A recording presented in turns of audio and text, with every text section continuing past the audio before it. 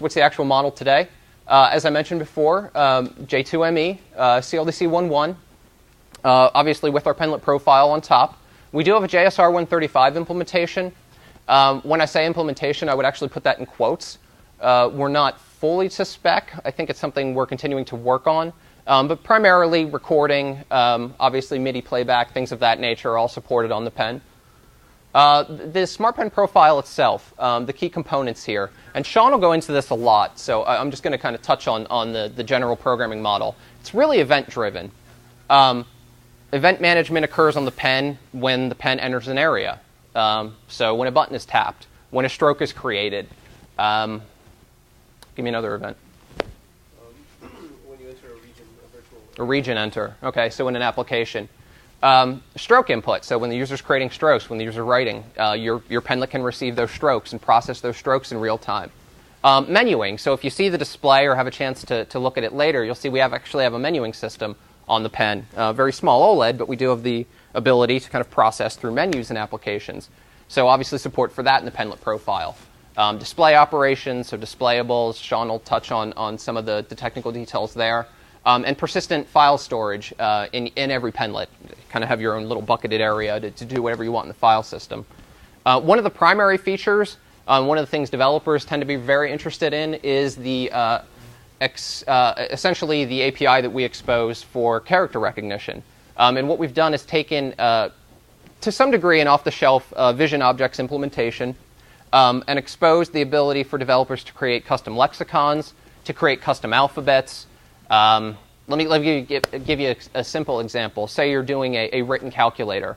Obviously, in that context, you'd only want the character recognition engine to potentially accept digits from 0 through 9, plus, minus, times, divide. Simple example, but that's the level of customization you can actually provide to the engine, thus optimizing it and creating a fairly solid user experience. The really interesting thing here for people that are really into the technology is we actually do have essentially a kind of a regex system, the ability to find regular expressions for the hardware engine and to essentially, support things like phone numbers. I guess social security numbers would be a bad idea, writing on paper, obviously. But various formats of, I'm trying to think of a very, very good example. Stefan's guitar app. So one of our engineers wrote a guitar application, could support very complex chord notation. Multiple penlet support, obviously. As a platform, we're swapping penlets in and out, switching based on different paper products, different menuing events. And everything we do in terms of penlet applications is all in the Java context. Paper replay, so that was our core application, and that was what Joyce had demonstrated before. The reason I bring this up is because from a developer perspective, it's interesting to note that application is actually 95%, at least what I call 95%, written against the public API. This is essentially really 100%, but Paper Replay has a few, interesting bits of information about the system that standard developers wouldn't have. Those two things being the frame rate of the camera. So as you're recording and drawing a grid, we know that frame rate, and we're capturing grid information based on that. And also a grid architecture. And this is essentially the way Paper Replay functions in that you're creating a dynamic grid, which is essentially a grid on the sheet of paper. And as a stroke is entering and crossing through various components of the grid, you essentially highlight those cells. And then later on, when the user's tapping on those cells, you come back, index into the stroke. You have a timestamp, and you seek into an audio stream. So both of these are actually, to some degree, public information, but things that Paper Replay specifically uses to create the functionality. This is very hard to see, I think, probably. But I have a very simple penlet up here, just because I wanted to give just kind of the rudimentary example of what a penlet's actually going to look like. All this thing does, and there's a few stubbed out methods missing, but all this code does is essentially allow the user to write on the paper, and we support two words in this particular example, hello and there. So we have a custom lexicon. As you can see, in our ICR context, in Activate App, which is essentially our callback when our penlet is given the context, the system context, essentially is in control. and we're providing to the hardware engine, which is what I mentioned before, the handwriting recognition engine, we're providing a custom lexicon. So we're basically saying, look for hello in there. Fairly straightforward. There's a few event APIs down at the bottom, callbacks from the system, stroke creation, I had mentioned that before. The two interesting things here from the handwriting recognition context are when we actually get a stroke created, so our pendlet's receiving a stroke event, we actually send that to the ICR context. So we feed it to the handwriting recognition engine, say, here's a stroke, give me back a result, and we'll get that back in the result call. So the developer roadmap, and I'm gonna breeze through this because I don't think there's anything Actually, has anybody developed a pendlet? Anybody? Does anybody have the SDK? Nobody. One. So you have? I have the SDK. I haven't had a chance to do anything with it. You haven't had a chance to do anything with it. All right. Well, I think the primary, I talked a little bit about pendlets and I talked about paper products. So I think the primary takeaway here is the desktop SDK functionality that I mentioned. And that's our primary focus moving forward this year. This is all actually publicly available too. So why Java? What was the reasoning actually for applying Java to this platform and to the Livescribe ecosystem overall? As I mentioned before, the JVM and essentially the KVM in this particular case really fit the development boards and the architecture that we were looking for many years ago, almost 6-7 years ago, in 2004. So it really fit well. It seemed to be very scalable in terms of a platform. And we had a very strong desire out the gate to be, to some degree, platform agnostic. And that's something we're continuing to work on. I think in a general context, we're getting there. Bringing Mac back on board pretty quickly. That was a very strong focus. Obviously, Java applied there. Two of the core data models in the Livescribe ecosystem mapped very well to Java. And those two technologies are AFP. AFP is essentially the Enodo functionality platform. It's the entire ball of functionality for reading dot pattern, processing strokes. All of those data models fit very well from a Java exposing perspective. So obviously, we're running AFP in the firmware, and at the application level, at the pendlet level, the Java API mapped pretty well. So we saw that as a very viable position to take moving forward. AFD, which is our document model. So as I mentioned, paper products, and as you're seeing paper passed around, there's also essentially a software representation of a paper product. So a paper product contains dots, it contains a license, it contains buttons, it can contain various printable resources. So you can actually print an AFD. And this mapped very well kind of to the notion of jars. When it was designed to be readable, so human readable, obviously XML based, and it fit very well kind of in the context of jars.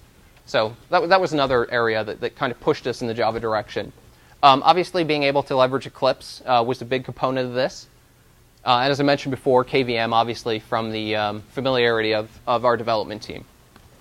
So if not Java, what were you thinking of in 2004? There were a couple alternatives. Actually, I spoke with the engineer kind of in charge of this a few days ago, and let me think off the top of my head. There was actually a notion of doing kind of to some degree, a Python-esque language that would describe paper products. The limitation there was obviously the cross-platform notion of it, and I think from a development model, the entire team was just much more comfortable putting out a Java API. It was something they felt technically that would make more sense and would gain more momentum. Obviously at the firmware level, we're a C API, but obviously we don't want to expose that at the pendlet level. Didn't make a ton of sense in terms of an early developer platform. So Java made the most sense. So a few quick things as I wrap up here, and these are essentially maybe not even necessarily technical points, but I think things that were actually very interesting for us as we developed the platform, and things that we learned, and things that we're focusing on now. And what I essentially mean by that is platform. So you have 4 people here who are dedicated to a large degree to the developer platform. So that's a strong focus of our company, and that takes some education internally. As I mentioned, when we initially released as a consumer device, with an internal API, and it's very difficult, I think, in hindsight, to essentially untrain some internal notions that an API is internal, applications are an internal customer. So it's something to definitely consider, and I think for us it's definitely an internal struggle that we continue to push and try to educate in regards to releasing APIs, releasing documentation, taking a little bit more time to do things right. Picking the right JVM, obviously a key component and something that we missed. Our port to CLDC High took approximately 6 months. The architecture was much more complex than we expected it to be. So obviously timing. CLDC High is the JVM. It's a newer KVM-esque JVM. I believe hotspot implementation. Do you know much more about CLDC High? Yeah? Shawn can start on that. My apologies. That's the first thing I'll do. Sure. Very good. Obviously, the early access of the API was something that we would hesitate on, I think, given where we are now. What this did is exposed a large number of our internal APIs and exposed to some degree the, I would say, infancy of our platform. So obviously process involved here, documentation, making sure our developers are aware of what they're getting. As I mentioned before, platform development internally is not necessarily something that everybody understands in terms of external customers. And a new platform, so new paradigms. And this is something that I think we're continuing to focus on. The pen model itself is fairly straightforward. Everybody knows how to use a pen. But in the context of software development, there really is some new notions here in regards to dynamic buttons. Think about what else? Menuing, the event model itself, handwriting recognition, sure. So there's a number of components here, and as an API, we need to, and we're continuing to create wrapper functions, helper classes, more content to keep developers educated. Otherwise, it's a brave new world, and there's not too much cohesiveness amongst applications. And as we're moving forward, and as Shawn will be talking about, we're continuing finalizing our API, closing the loop, platform loop close, as I mentioned here, from the desktop SDK side, and continuing to focus on developer content. So let me transition to Mr. Shawn. And actually, let me just mention before I get started that the timing here is spectacular. You're actually getting, Shawn's going to be going over some API development work that I don't think necessarily the large majority of our internal organization is aware of. So you're actually getting the pre-Livescribe presentation. So pretty early and pretty cutting-edge stuff for us. So my name is Shawn Silverman. I work with Livescribe. I've been working with them since July. I'm from Canada, so I speak a little French. Today I'll be talking to you about some of sort of the ongoing work of our API development and some of the design decisions I've been facing lately, so I can share with you some of our development process. But before I do that, sort of point number -1 is I'm going to answer the KVM CLDC question, and then I'm going to talk about a little bit of our API history so you have some context, since not many of you have had some experience with our platform. So to answer the KVM CLDC High question, KVM was one of the initial micro Java virtual machines Sun came up with. It can do things like KNI, which is the C interface. It can do simple class loading, but not unloading. It's basically a simpler version of the virtual machine. Then they came out with CLDC, a couple of those specifications. And that enabled a larger number of platforms. It enabled class unloading. It enabled dynamic reflection. It enabled their new Hotspot compiler, which is the just-in-time implementation. So it's got a bunch of extra features. It's a newer design based on a newer CLDC API. Does that answer your question? I think it was, yeah, I'm staring at you, but I think you asked it. Okay, so that's some history. So I'd like to actually begin, before I begin the first slide, I guess this is a good spot. I'm going to start talking about examples of what the pen can do. I'll describe how you can use our API to accomplish those things, and then get into some newer development. So number one, what can the pen do?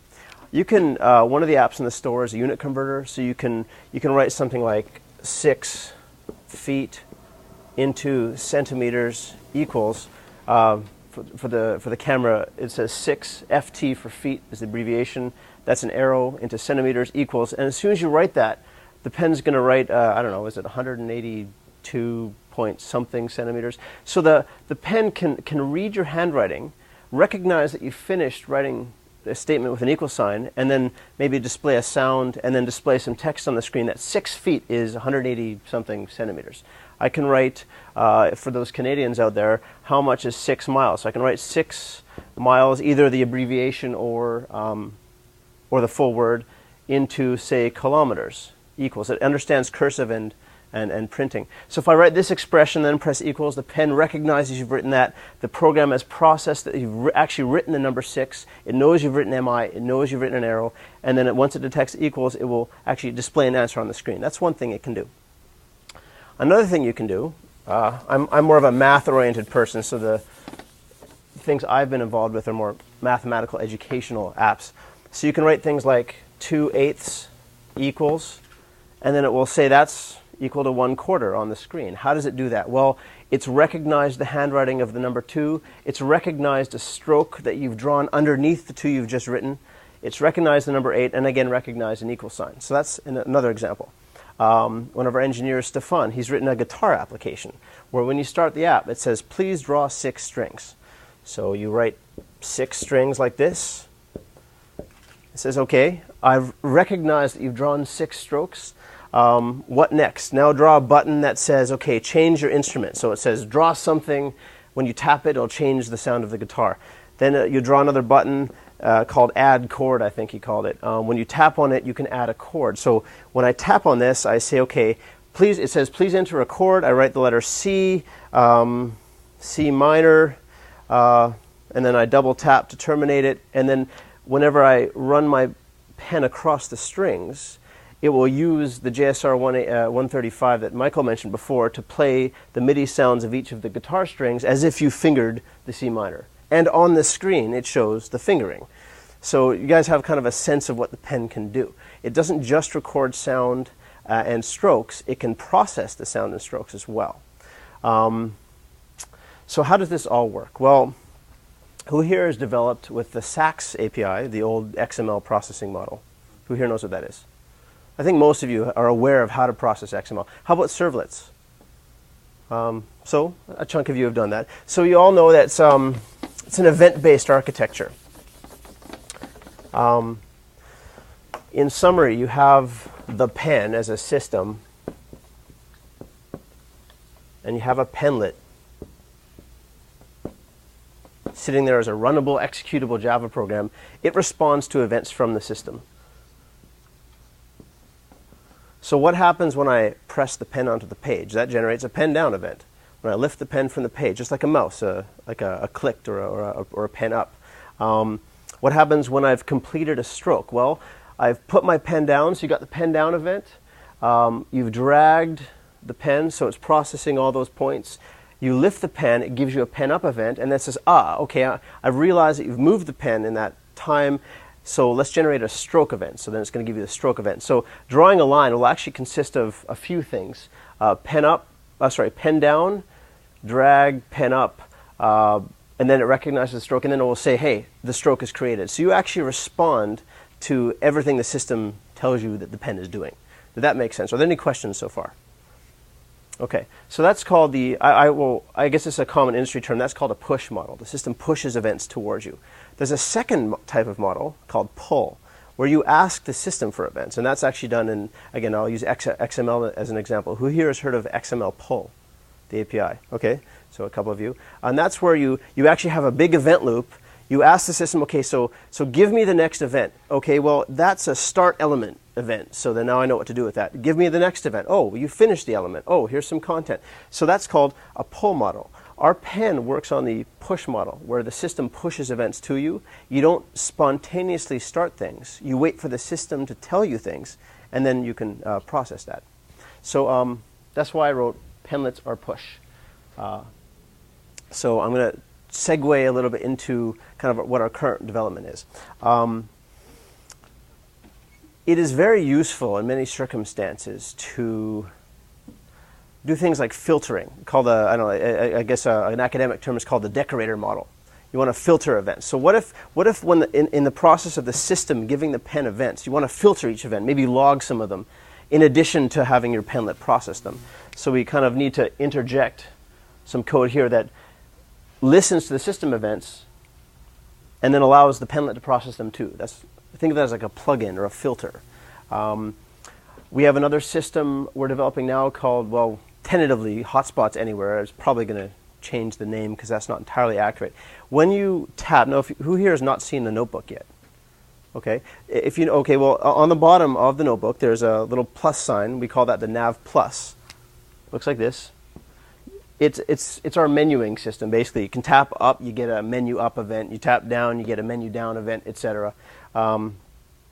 You can follow your menus by tapping right and left, just like on the screen, and the screen slides. So we have a feature that when you've navigated to a specific spot in an application and you hold down the pen for a couple of seconds in the middle, it'll shunt all the events to this Hotspots Anywhere system, which will say, okay, you want to make a shortcut to where you are right now. And they'll say, okay, draw a button. Say you're in the middle of an app that looks up Spanish travel phrases. You're in the middle of your transportation section, and you want to bookmark that because you use that a lot. So you navigate to your transportation section, you hold down the center, and then it'll say, okay, draw a button. You draw a button, you can put whatever you want in it. It's sort of a prompt and believe. It's prompting you to draw the button, and it believes that you've done so. And anything you've drawn, it sort of puts a region around that, and guess what? It gives you a region event. So once you've drawn the button, say you call it travel or something. So later on, I tap that button, and it brings me back to exactly where I had bookmarked before, sort of like a bookmark function for menus. Was there a question over there? Okay. So that's sort of a new feature we're implementing. That's built on top of a system that actually draws the button and processes the events, such as, well, are you done drawing the strokes? What happens when you double tap to finish? We're using that commonly as a termination event. When the user indicates that they're finished, they'll double tap. So the system or the subsystem that has to draw the button and wait for your events, it isn't really part of your penlet. It's sort of a subsystem, if you will. And then we had to sort of figure out how we're going to intercept those events, and then yet have the penlet process them at the same time, sort of a filtering. Like I said, logging, processing the double tap and strokes for when just doing this button feature. We realized that a lot of these functions are kind of general, and let's make them available to developers. The problem is, before I go into the problem, maybe I'll just finish some of these points here. Okay, so I've discussed HSS, or I think there's a spelling mistake here, but Hotspots Anywhere and the button setup support. The Hotspots Anywhere is the tap and hold bookmark function, and the button setup support is the part of the system that does a lot of this for you. So you don't have to do some weird state machine in your code.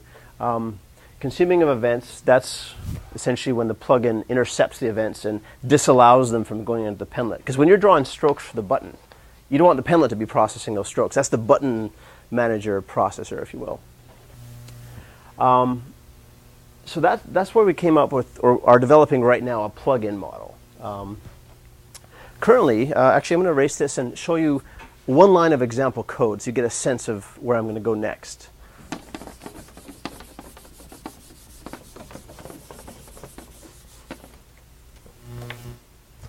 So when we use a standard listener architecture, that's very common in push models. So your class, in order to get pen tip events, like the pen down, the pen up, what else was there? There was a double tap and a single tap event, I think. So there's this class called pen listener. Actually, that's incorrect. It's pen tip listener. So there's an interface you implement, and that requires your class, whoever implements that interface, to implement 4 methods. I think one's called pen down. It takes some parameters. Then you have it should be a capital D, pen up. So in implementing the penlet, and if you've implemented the pen tip listener, you've told the system you're interested in those events, it's passed this information to you, and when these are called, you know that event has just happened. So these all return void. What does that mean? Well, it means you can't give any information back to the system because the system's calling these methods. Furthermore, each of these parameters may contain things like the timestamp. It'll contain, for single taps and double taps, it'll contain the X and the Y coordinates. So you have a list of parameters it passes you. The problem is this, is what happens when we want to have our filters or our plugins disallow events from being passed to the penlet. In the case of the button filter, we only wanted the button subsystem to process the strokes and the double taps and not the penlet. So these all return void. So we can't use a Boolean. We can't use the existing system of the listener architecture because the system has no way of knowing whether the event has been consumed because it returns void. Is everyone following me here? So number one, this returns void. So there's no way to tell the system to cancel the event and that you don't want it to be passed on. Number two, what if we have some more information we need to be included in these events? What if there needed to be an X, Y, a time, and I don't know, a length of time tap or something for like a single tap? Maybe that needs to be changed. Because the parameters are fixed, we can't add or change those. So the solution I guess I'm kind of playing with right now is using, number one, event objects. So instead of having a pen down with a bunch of parameters that may change, I may have a on pen tip event. I put the letter O here standing for event object. So right now, how our plugins may work, I'm still playing with the design and I'm still kind of feeling how a lot of example code works with it. So right now, to write a plugin, you override event handlers. And these are methods. They're all abstract, or they may not be abstract. They may return false or get. But basically, your plugins are now going to override methods like on pen tip event, on stroke event. So you're still getting all the events, but it passes you an event object, which allows us, number one, to alter the parameters if we need to in the future. And number two, it returns a Boolean value indicating to the system, yes, I've processed this event, which is a very standard programming model. Another comment I have to say in defense of how this was designed, this is an embedded system. I've done a lot of embedded systems work, and your goal is not to optimize, but to make it run efficiently. And this is probably an attempt to make it run well, and it ran very well at this point. Our pen has since, improved. We have a better virtual machine. As time progresses, we're going to get better processors. So the time spent and the time saved by having a simpler design like this and a non-modifiable design will be changed to the sort of a better, more object-oriented model because it's going to be more capable. So our new plugin architecture now is potentially going to return Booleans from the event handlers and going to have event objects. So I think I've summarized that. Are there any questions? So that's sort of how I've started approaching this model. I haven't delved too deep in the programming aspect of this because for those that have done an event listener type of programming in Java, it's sort of classic swing. If anyone does GUI programming, they'll know that they have to add listeners. The listeners will get the events. It's that same model, so I'm not going to go too deeply into that. So this is one approach I'm starting to use to solve the non-modifiable problem. So now plugins can not only consume events by returning false, returning true, indicating they've consumed. This is in the API documentation. It also takes new event objects, so we can modify the parameters and add information if we need in the future. So I've described what Hotspots Anywhere is. It requires, as I've discussed, the subsystem needs the strokes and the double tap, so it has to disallow them from going to the penlet, and that accomplishes this.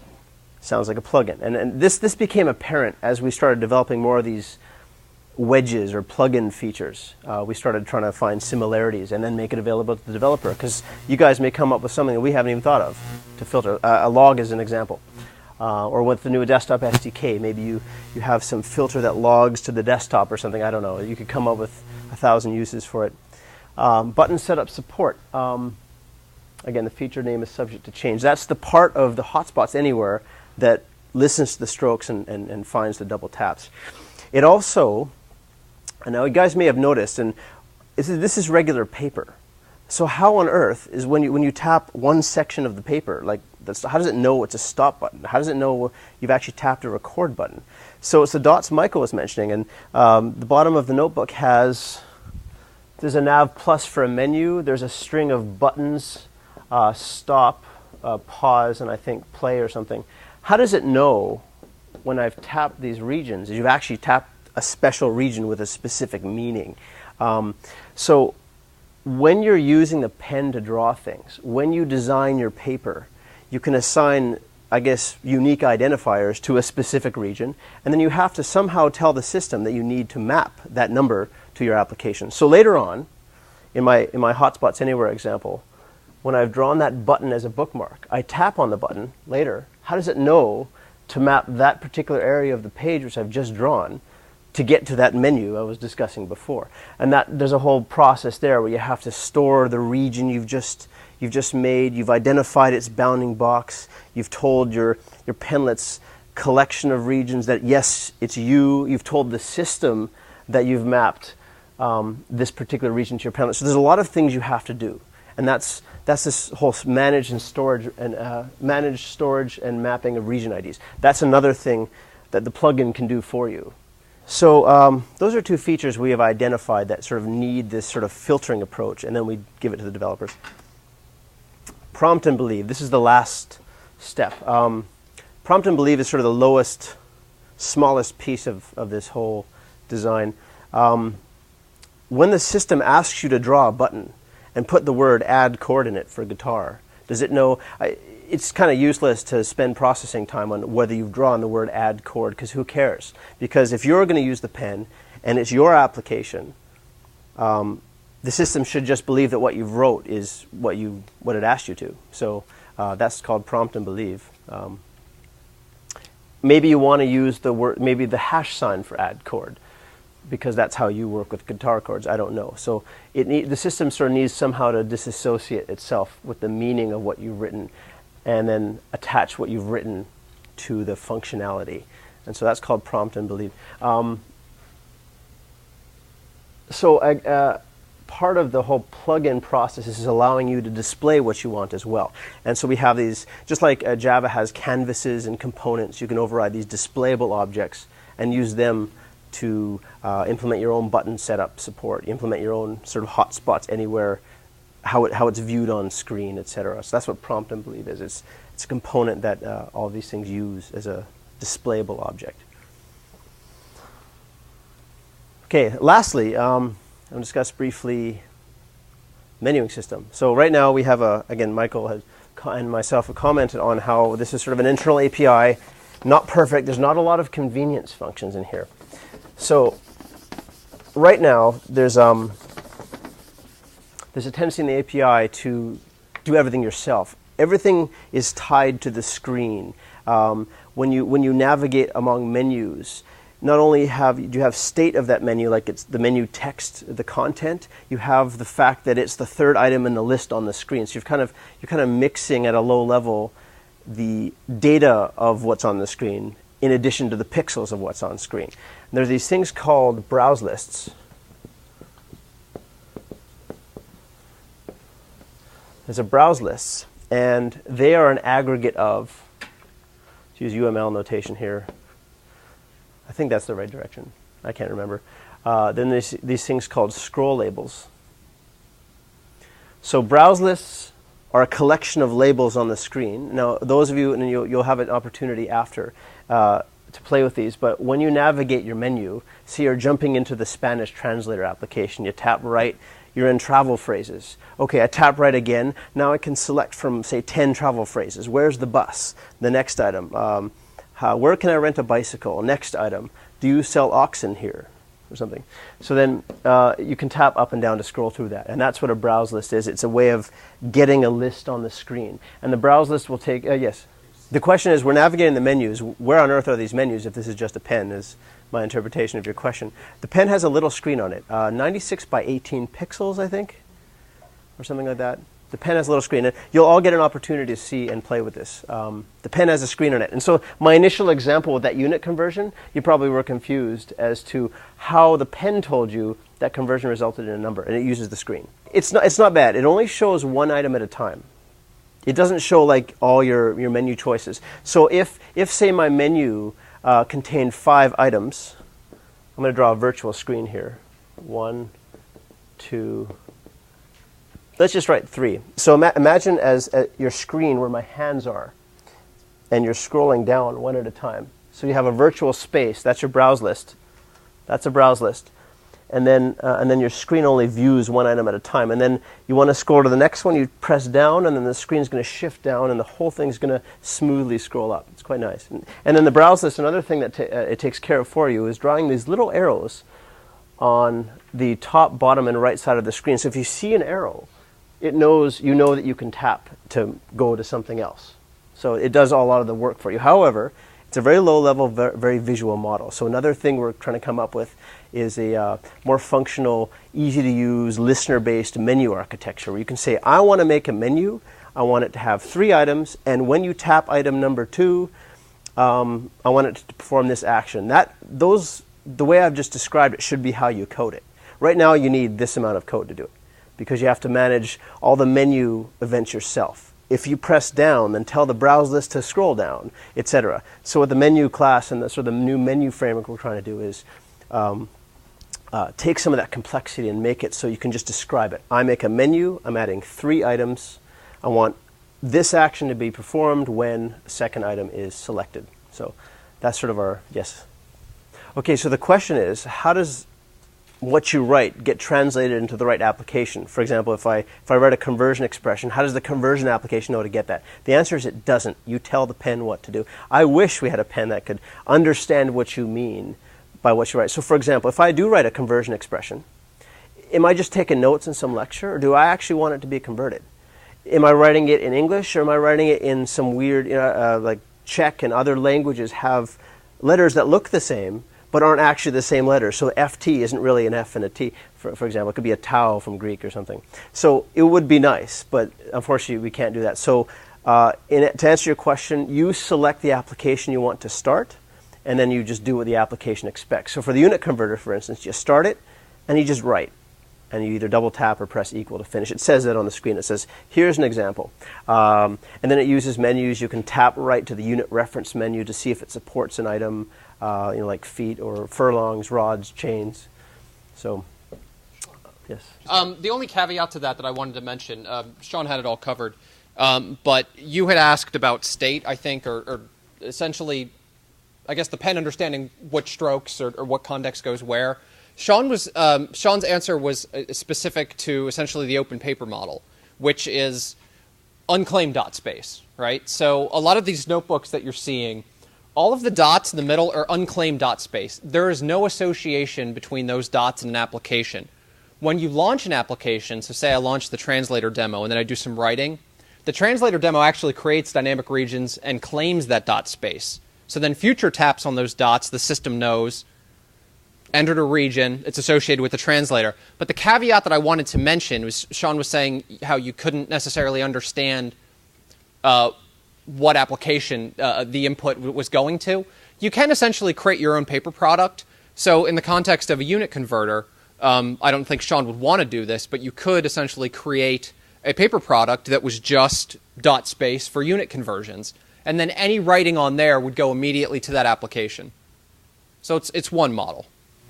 The other side of that coin is a lot of the, I guess, buttons you see on the page already, like the navigation symbol, the stop, pause, record, play, volume up, volume down. And on the cover of the notebook, there's a calculator. If you tap 1, 2, 3, 4, 5, 6, 7, 8, 9, 0, a sine, cosine, or whatever, it knows that that particular region is assigned to that app. So in that case, you can design paper to map specific regions and specific dot space to an application, in which case it will activate immediately.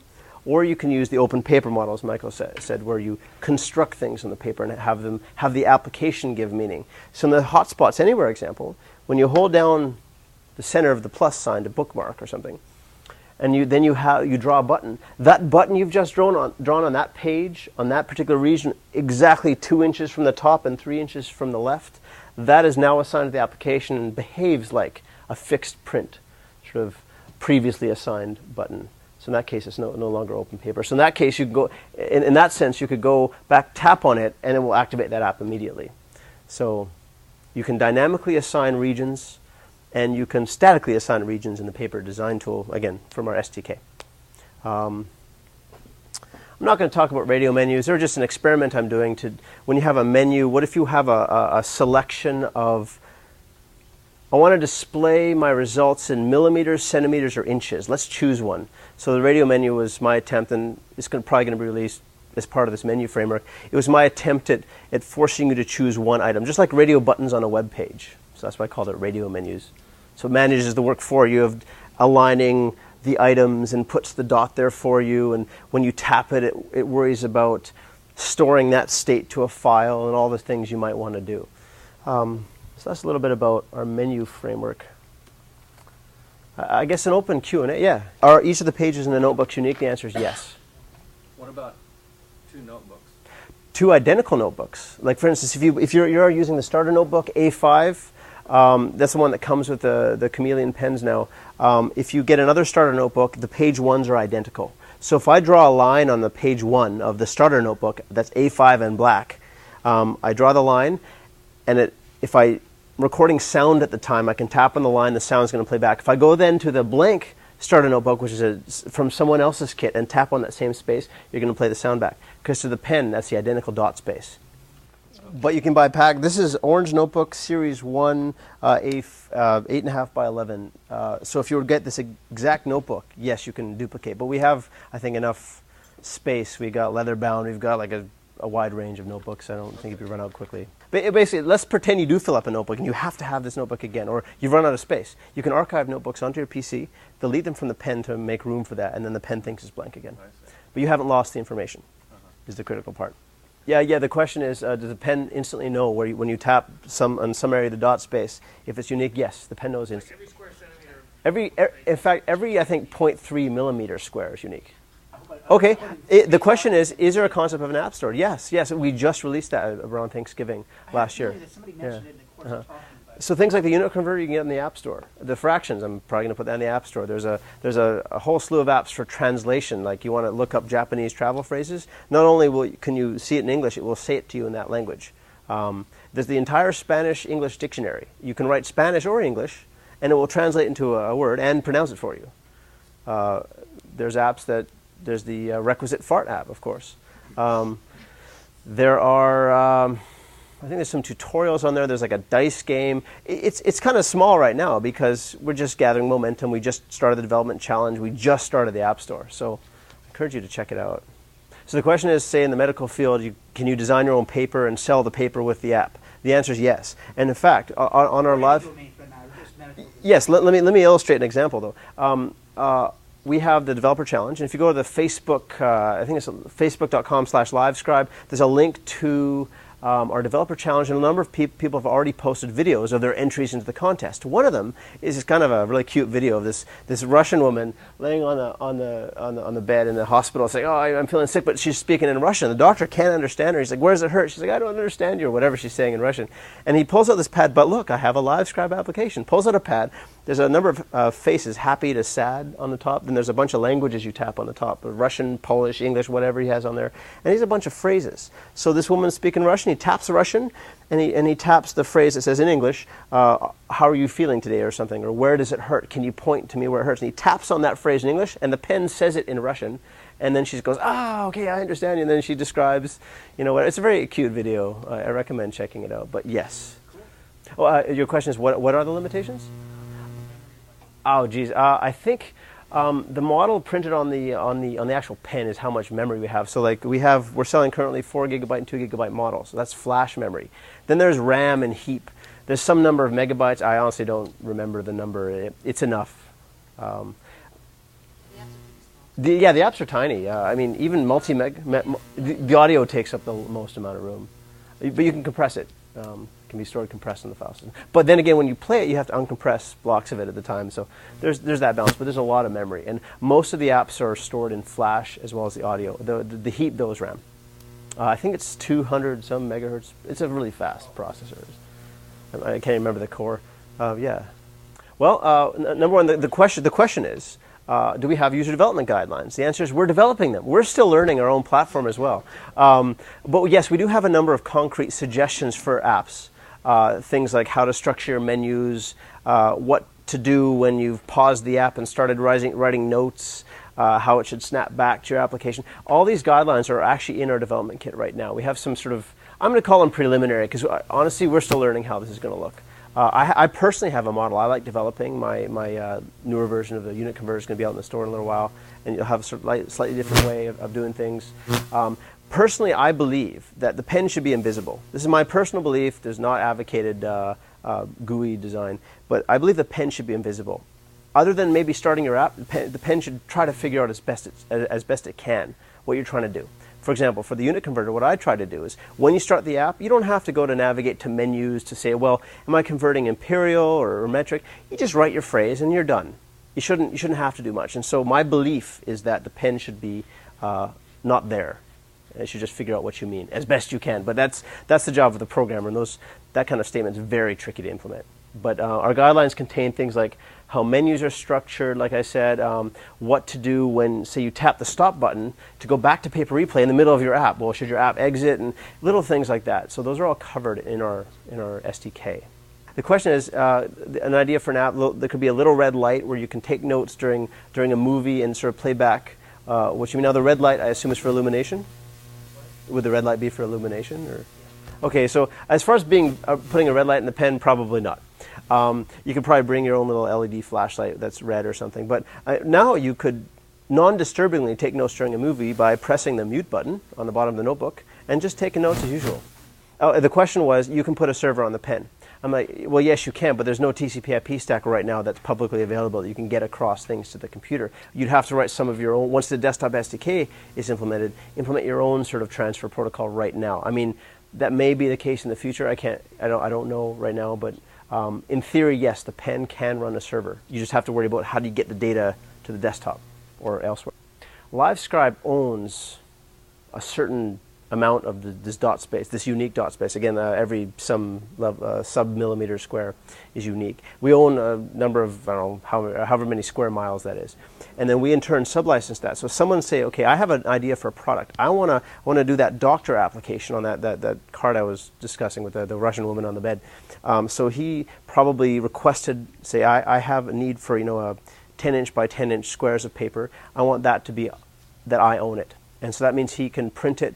All our paper products and AFDs, Michael mentioned before, that's the paper format. He's licensed that, and it has it's a signed license file, and then the pen recognizes that, ooh, do I recognize the paper or not? The pen, when it taps on paper, it does not recognize. It will tell you, I don't recognize this. You have to download that paper product AFD file into the pen to get the pen to recognize whatever you're tapping on. So when I tap on here, using a Livescribe pen, it knows it has the AFD file for Orange Notebook Series 2 8.5 by 11, sold whatever date. This is one file on the pen. So when you get dot space, and if you were to sell your app, such as the Magic Yad, I think it's magicyad.com, you actually have to distribute not only the paper product, but the AFD file as part of the bundle. Okay, so this is an example of an app that does what we're talking about. This is called the Magic Yad. So the product contains the printed paper, a file that contains information about the printed paper that goes on the pen, and then the application itself. And for the Jews here, whoever's had a bar mitzvah will know that when you participate in the Saturday morning service, you have to memorize a bunch of Hebrew and notes. And so what this does is it's printed all the Hebrew for a particular reading for that Saturday morning. And then you tap on each of the words, and it will tell you how that's supposed to sound, how the note is supposed to go. So that's an example of an app that does what we're talking about. They actually bought whatever space they needed, so that says Haftorah Ki Tavo on the top. And so whenever someone buys the product, they'll get this page for this particular portion, and everyone that buys this product will have the identical page. So if I go to someone who's bought this product and tap over here, it'll do the same thing as if you bought the product and tap over here. I also like to point out something I talk about a lot. Well, aren't you going to charge a lot for our notebooks? And no, we don't want to. We want to be consumer friendly. We want the product to be out there. We're not like the printers where you pay $50 for a printer and then spend $100 in the ink or $80. The notebooks, to get a stack of notebooks is $20, and it may be a little bit higher than regular notebooks. I guess it's about the same as regular notebook costs. So I don't know. The question is is this going to be like the HP printer business where you buy the printer and then you make money off the ink? We do not want to look at our customers as just a source of revenue. We believe this is a world-changing product, I guess, bottom line. We all think that. So we don't want to look at our customers as just a revenue source. It's silly, and then I hate that. I resent it every time I have to buy ink, you know. Sure, right. Or anything that needs a refill, or some custom plug for my cell phone charger. So the question is, who benefits the most from the pens? Where does our pen fit in? We have laptops, we've got servers. How does the pen fit into the ecosystem? Is that kind of general question? I'm going to let, I'm going to give this to Joyce. Right. So the target market has been at note takers. So college students were our initial first target market. Obviously, heavy note takers, immediate access to the information.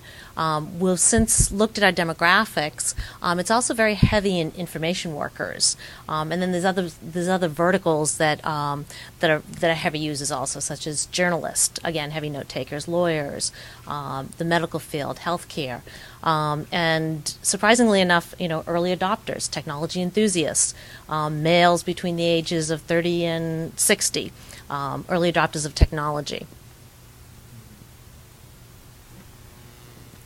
I know. I've heard a bunch of legal secretaries love them, writers, Yes, yeah. legal assistants, writers, Oh, let me have that. students. And that was basically, out of the gate with Paper Replay, our application. And as we've talked about, we'll open an application store. We have about 40 applications in there now. And this is really where it's going to, go into very, unique marketplaces. The Magic Yad, huge Jewish application, number of other applications that are appealing to different verticals and horizontal marketplaces. So this is where we're going to begin to see much more variety in our target market. The question is, with the SDK, can we create our own character sets? You mean on the pen? So it displays on the screen to recognize, say, Unicode for set intersection that displays? The answer is no right now. Today is not possible. Furthermore, I want to comment on the handwriting recognition. We license some stuff from Vision Objects, which is they're in France. They do some great work, and we use some of their libraries. And their libraries only support a subset of big alphabets. They have an Asian subset. They've got a Greek subset. But you have to buy these, resources. So does the pen display all the characters? The answer is no. It can if you do your own drawing yourself, but not as text, like a Unicode. We don't have the entire Unicode character set, is, I guess, the summary. The question is, why didn't we choose our own framework? BrewC. Actually, at the low level, it is C and C++. We do use that.